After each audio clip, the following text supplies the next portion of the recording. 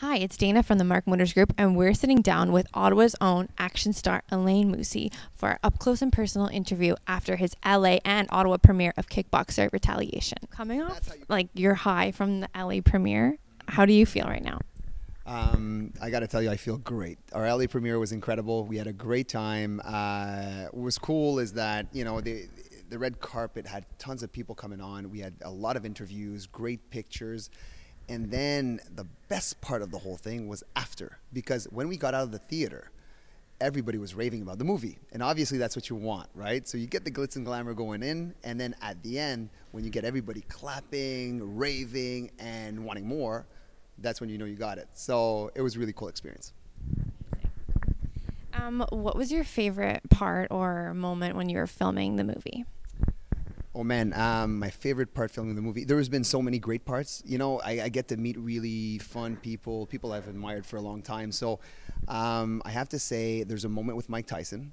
And this might sound really weird, but when he slapped me in the movie was interesting because I'm like, I just got slapped by Mike Tyson really hard.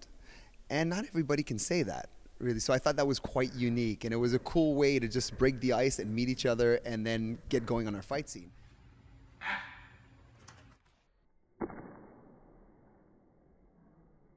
And with Mike, the other thing I had the chance to do was actually do some training sequences with him. So I got to pick his brain about fighting. And I'm a martial artist. I've been in competition. I coached a lot of guys in competition. So for me to get in his head about fight psychology, how he approached fighting, how he would prepare for different opponents, that was fascinating to me. So I have to say those are some of my best moments. But then, fighting every fight scene, it was cool. Everything had its little speck of magic. You know what I mean? Our oneer that we did on day one, we came in, I rehearsed for an hour. And we shot that before lunch on day one when, everybody's kind of meeting each other and getting into a certain rhythm. But we got it done on the third take, which was, to me, incredible because it's a 4-minute oneer. And it just worked. And that's thanks to our great stunt team in Thailand. They came in, they got kicked in the face on that first day, and they took it. Obviously with some control, but the guys killed it. They were awesome. And then last would be the end fight.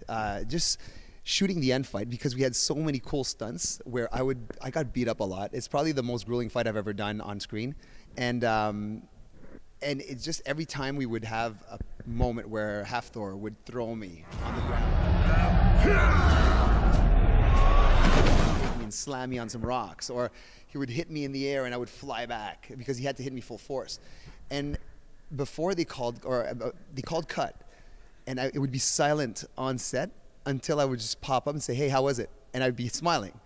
And then everybody's like, oh my God, how are you alive? What is going on with you? You're crazy. And then I'd look at the playback and it'd be like, oh no, you see, I anticipated that. I got to do it again. And they would look at me like, this guy's nuts. And those moments, funny, like it's not just the stunt I did, but it's the reactions to those things from the rest of the crew. That's gold. That's really cool.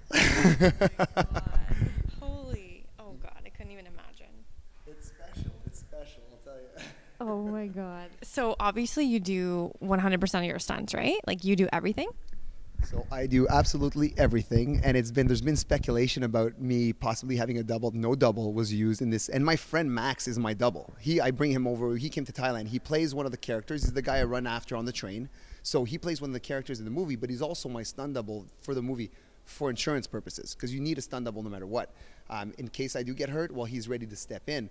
But he never had to step in, and I didn't really want that to happen. So everything is real. The oneer, there are no magic cuts on any of the oneers. Everything that you see on screen is real action, real stunts, without wires. I'm not being tossed with wires. It's all without wires. It's all real. Oh my God. Yeah. Holy. Amazing. So you kind of touched on it a little bit when you talked about your favorite scene with Mike Tyson. But what was it like to work with, Mike Tyson, Jean-Claude Van Damme, Christopher Lambert? What was that like? Everybody's quite unique for me. Mike Tyson, I was a fight fan, so I loved working with him, obviously for the reasons I told you. But just meeting a legend like that was incredible to me. I thought it was really cool. And I told my dad. My dad was like, oh my God, you met Mike. And luckily, I was able to introduce my dad to Mike in LA at the premiere. So he was so happy. But Mike is like a force of nature, right? You meet him and it's larger than life. Van Damme, it was the second time around. So we already had chemistry, we already had a relationship. It was fun to meet him again and to see him on set and just to try to continue that relationship. We fell into a rhythm right away, again, and we had a great time. Actually, we had even more time on this one than we did last time. Whether it was in the end fight between the rounds or even in all the training sequences where he's helping me out, I just, and this is not just for me, a lot of people's like, your chemistry, it's like you guys are just bouncing, it's great, you know? So I thought that was really cool. And to me, he's like what do you call it, an action star that's been around for so long. He's been there for 25 years, and there's really a reason for that. He's good. He knows what he's doing. He knows how to act on set. So I'm always trying to, pick up little things that he does. I just watch him and try to pick it up. And Chris Lambert, he's a gentleman. He came to set first day and he came over. He just wanted to get into it right now. Like, he got off a plane, wanted to come to set to get to his wardrobe and do his fitting right away. And he's like, okay, can I work tomorrow? And everybody's like, well, don't you want like 2 days to rest? Like, no, I want to come in right now. Like, let's get going. And he came to set, watch me fight with the Mountain. And he's like, oh, I got to start. He was all excited about just getting on set and wanting to do it. You see that he has such passion for what he does, such passion for his craft. So that's really refreshing because he's been around, again, for 30 years, 40 years. Like, he's been around a long time. But today, he still enjoys the magic of being on set just as much as before. I had the chance to have breakfast with him one day, and we talked about exactly that, his career. And that's when I saw, like, the way he talks about it. He's so passionate, and he just enjoys every single moment he spends on set. So to be able to again, sit down with him and kind of having him share his knowledge with me and his experience was pretty amazing. Wow, that's incredible. Does being the star of 2 movies make you feel any different? There's a lot of people I can't talk to anymore. I'm joking. Honestly, I'm just very proud of it. I'm just very proud of our project. I guess what I can say I'm most proud of is the fact that the second film is better than the first. To me, that shows progress. And that's what I was looking for in the second film. Now, the fact that the critics raved about it and the audience, I knew the audience would respond because the action is sick and it looks awesome. It is entertaining. Like, it's not because it's my movies, because I'm watching it and I'm like, yeah, that's entertaining. So I knew that there would be audience response. Now, critics, you never know what they're going to say. I mean, it's a martial arts movie. It's not Silver Linings Playbook, right? So if they're looking for a drama, they're going to be like, oh, the story, the plot, the this, the that, the acting. And it's like, okay, sure. It's a martial arts film and an action film, and it's supposed to be entertainment. It's an escape movie. You're supposed to kind of let go of everything and just enjoy the ride.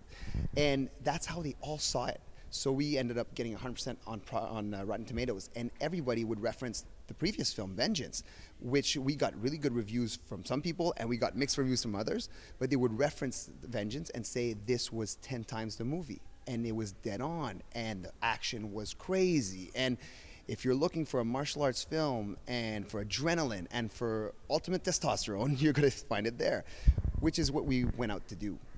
So for me, I think that's what makes me proudest of this whole journey, I guess, with the second film, is that it's better than the first. In terms of, second film, for me, it's just a stepping stone to a third and a fourth, and hopefully a long career of making movies that I just love to do. Amazing. That actually kind of transitions me into my next question. We saw on your Instagram story you're walking on the Walk of Fame in LA, and you mentioned something about having your own name in the star. Is that one of your goals? Absolutely, it is. It's the Walk of Fame is like this. How can I call it? It's such a cool place because you get to see history. History's on the Walk of Fame. You see, people that have been there 50, 40, 60 years ago, and people like Dwayne Johnson who got their stars last year in 2017. So I think what it represents for me is that you become a part of history, of film history. And to me, that's a goal. That's a really cool goal because if you are part of history, that means you had impact. You had impact on a lot of people, and that's what I want to do. So I think that one day if I get nominated or somebody offers or they petition for me to be on the Walk of Fame, that means that, you know, I've had success in my field. So that's what it represents to me. I think it would be really cool. Love it. I love it. What is your training regime? Well, right now, actually, it's a mix of things. I do martial arts almost every day. That's what I do the most. I do kickboxing, jiu-jitsu. I work with weaponry, and whatever I need to do certain fight scenes, acrobatics. Then I also do mix it up with, you know, some bodybuilding, some powerlifting, and also some swimming. So I mix it up. So right now, what I do when I'm not prepping for a film, I just kind of have a schedule, like a 4 to 5 days a week schedule with workouts, and I mix it all up. And as soon as I get into prep, about 2 months or a month and a half before we start shooting, then I'm usually working out twice a day. And every day I do martial arts, and then I get into a type of conditioning every day. So this way I have both. And as soon as we get really close and I know what kind of moves I have to perform, then we get very specific into the types of acrobatics and the choreography that we're about to do. So I just get into it. So I ended up I work out a lot during the day because of that. But some of it is literally practice to just get better at some of the moves that I have to perform. This way I'm ready to go. The reality on set for us is that I don't have that much rehearsal time. I literally, we say, okay, this is the scene we're doing. We rehearse and we shoot it. We rehearse and we shoot it, and we just go at it kind of that rhythm, that pace. So I got to be ready for anything they might throw at me at last minute. And it's happened a few times where we had to change things or to adapt the choreography because of a certain person. You know, we kind of found out the moves didn't really connect with that person, so we just got to switch it around. So you got to be ready to do that stuff, and that the only way to do that is to be trained. So for me, that's what it is about. Like, it's kind of there's an expression, cry in practice and laugh on the battlefield type thing. Cry in training and laugh on the battlefield. And I live by that, because it's stuff like, you know, you get on set and I do 12 hours straight of fighting. And then the next day I do it again. And the next day again. And literally on a 30-day shoot, I do not have a day off other than that one day that everybody has off. But in terms of shoot days, I work every day, 12 hours a day to 15 hours a day. So everything's got to be on point. I'm actually exhausted just listening to that. Okay. Fun, I enjoy it. The thing is, it sounds crazy, I guess, you know, when you're not doing it. But the reality is, the first week I train like that, I'm sore as hell. Like, I cannot, no, it's true. Like, after the next day, I'm like, oh my God, do I really have to do this again today? Because I want to take a day off. But, you know, you just got to, what I've found now is I kind of progressively get to that level. So I'll do, you know, 3 weight trainings a week. And then if I'm sore the next week, I do another 3. And then I'm not as sore, I up to 4 and 5. And then I start going every day. And within like 2-3 weeks, usually my body adapts and I don't get that sore anymore. The only time you really start getting sore again is when you stop. And that's one of the reasons I train all year, is because I don't want to live through that, because it hurts. Like, literally, you go back and do a big chest workout or whatever it is, and then you can't move for 3 days. I don't want that at all. That's why I want to just keep on going all year. This way, as soon as we up the intensity, you know, you get a little soreness, but it's not the end of the world. Yikes. Okay, so dialing it down to when you're back in Ottawa and you're training a decent amount, not too crazy. What does your normal life look like, and what do you drive?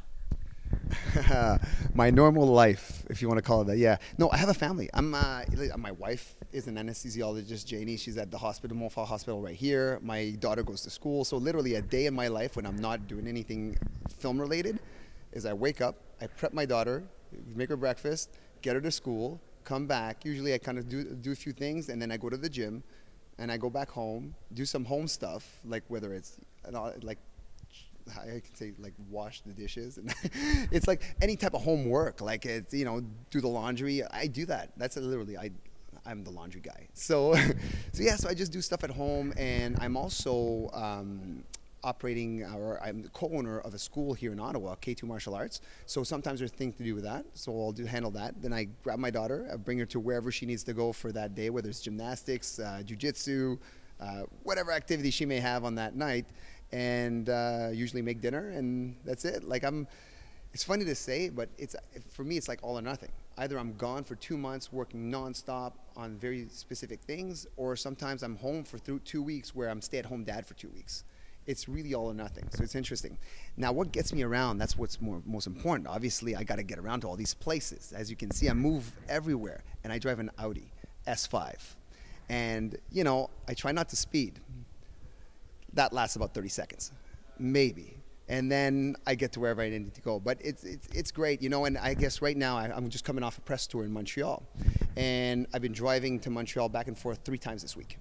And where there was snow, big snowfall. And before, I've been saying "and" a lot, whatever.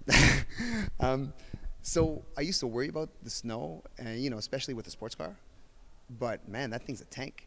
It'll attack the snow. I just plow right through. I got some good snow tires, man. It's great. Like I just feel like I'm driving an SUV right on the snow, straight. So that's what I love about this car, is the fact that I can drive in any condition. I'm not scared of driving in the winter. I don't feel like I have to baby it, because it just, you know, I take care of it, but it can go through anything. This thing's a tank. It's awesome. Well, I'm glad you love it. Yep. One day it's going to be this one. I'm just saying. I'm saying one day, right? You see, it's an R8. I like saying things like that out loud because it makes it real. So you already see, I'm going to order this right now in my head. And it's done. Okay, That kind of touches on my next question. So if Audi were to hand you the keys to any of their cars, it's like I've read those questions and I haven't, right? I want an R8. I want an R8, honestly. But you know what? Recently I've asked somebody when the electric cars are coming at Audi, and they told me some really great news, and you know, hopefully this is what's coming in the next few years. But they said Audi right now is going to be making pretty much every model they have in an electric or hybrid version one day, which is great, you know. And I know you already have an electric car now, which is where the world is going. But I do love my S5, so I don't know when I'm going to be ready to give that up. But anyways, one day, that's the R8. That's the one I want. I've driven it before, and I think it's such a cool car. So definitely, I want my hands on those. perfect. We'll try and make that happen for you. Now, cars aside, what is next for you? So right now, we are in prep for Kickboxer 3. I had the script about 6 months ago. Kickboxer 3 is a really exciting movie. And I'll tell you why. Actually, I'll go back to the first. For me, I consider myself a rookie actor right now because I don't have an acting background. I was a stuntman. I did some acting workshops because I thought it would improve my stunt work. But I was not a trained actor. I started training leading up to Kickboxer Vengeance with a coach, and then in between films, I just kept on training. I kind of treat it like a martial arts. You got to have reps, you got to have a good coach, and you just got to do it over and over again, and then you got to compete. To me, that's shooting a movie. You're competing there. And that's where you really establish what your strengths and your weaknesses are, and then you're able to go back to the drawing board with your coach and work on your weaknesses. And you just got to keep on going nonstop to become better at it. So the way Dimitri Logothetis, our producer, our director, writer, he's the guy that discovered me, and that gave me a great opportunity. As he writes these scripts from movie 1 to movie 2, the big difference is the first Kickboxer Vengeance didn't have anything too complex for me to do. I literally had to be myself, move around, be as natural as possible, and that's the extent of really what I had to convey to the screen. Anything more than that was action. The second film actually goes deeper. There's a lot more complexity to it. Kurt Sloan evolves, and that's what's cool, is that the character evolves in his journey. And there was more nuances, there's a little more depth, there's a little more emotion, there's a little more of everything in the second film, which kind of goes with my experience level and my progression. Now going into the third one, that's what I find cool, because it goes haywire. Kurt Sloan goes nuts at some point. There's a lot of ups and downs. He kind of lives through the most awful things you can live through, but then comes back from it in a great way. I'm excited about the action that's coming, because we will be pushing the action to a whole new level with all kinds of new stunts that haven't been seen in the other movies. So everything is going to be amped up in the next one, and the plot is so cool. The story goes deeper. Anyways.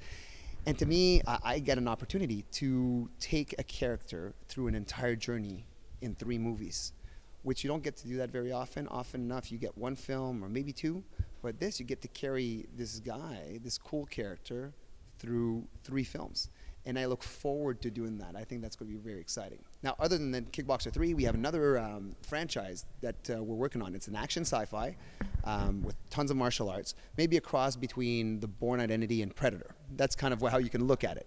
It's going to be really cool, and that's prepping right now for the fall. that we want to shoot in the fall. So this year, ideally, we want to shoot 2 films: Kickboxer 3 and the first one, and the first of this series called Jiu-Jitsu. And it's a brand new action martial arts sci-fi, and it's going to be really exciting. Wow, well, we can't wait to see both of those movies. It's going to be very exciting. Thank you so much for sitting down with us today, and we look forward to what else you're going to have for us. Well, thank you very much. I appreciate the opportunity. That's great. Good. Hi, I'm Alain Moussi, and I'm here at Audi Ottawa with the Mark Motors Group and Dana McLeod. Now, make sure you go on iTunes and download Kickboxer Retaliation as soon as possible. Why? Because it's kick-ass. So make sure you get it and follow me on Instagram, Alain Moussi, on Twitter, Alain Moussi, and on Facebook, Alain Moussi Official. Now, I want to thank Audi Ottawa for all their support. We had an amazing event, and I'm so proud to be here. Thank you very much. And by the way, I'm going to put this on tape. Apparently, I'm going to get an R8 soon.